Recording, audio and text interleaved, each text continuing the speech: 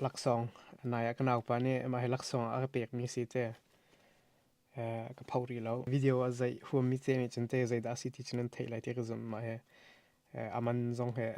chim ngam se lo ke hi video te ka zai mi he te ka telephone iPhone 12 ma ke atu te chung ka pang ma thla na khen chu camera pol ka man hai ko te hi camera he tam de chu video zai na khen tu mi si te a khen mà hệ mang video dạy là hệ cái ngay ngay à chung mi hệ con dâu khăn le mo gì bận tục đó timi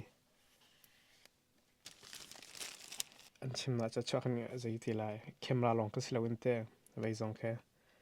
microphone giống cái tel chỉ đinh cái sao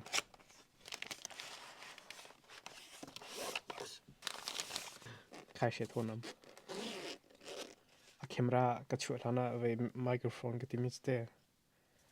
mà hệ sẽ mà hệ ta gì ta sẽ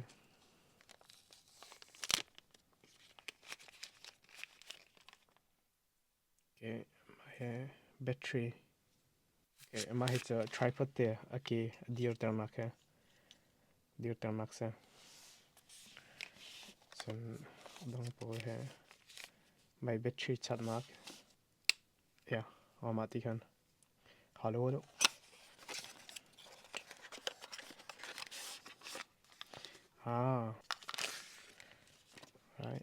right so camera here bom pi chong na san thana khen camera khe chon san khai di khan bom cha san chi ti chen tu nak bing ke se ka camera tak zo kam chha chang lai ho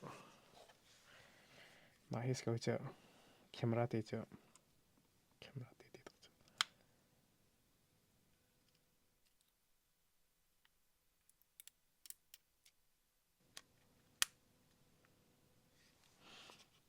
ma bun di khan tu tripod ke te ta chun na ga dear ter zai ko na ga no mà video nó dấu liêu mi te tu nai camera thar ka bam phau mi khan ka zai mi se microphone zong ka te mà se ke connection tu da zong ke har lo direct ma te khan ani mu chole ai toi chol athana te mo tu he color pa khaman ke zai te la e ke tu mi lo na zoom na ka tu liêu color ko war mi zai ban tu color da sing ha te na zoom zau ko lo he ya video zong te ma tin ka zai ka cha 3K 60 CT yeah he athat nak te zai te la video zai zo khen 4K po khen zai ko ke se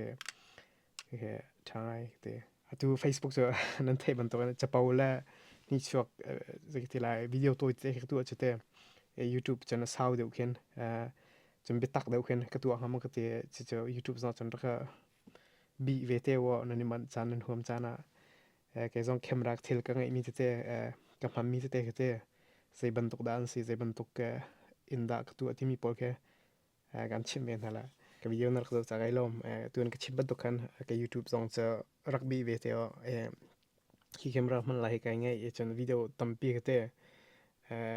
quality tha de un tu lai zong ke te ka ngai ti ko se vei zong betak de win ti ko si video zong ka sao de khin krak tu na la so rugby ve te ya e kana pai chong ga kai lom tok e camera na ka chok pek ra okay kha mang thau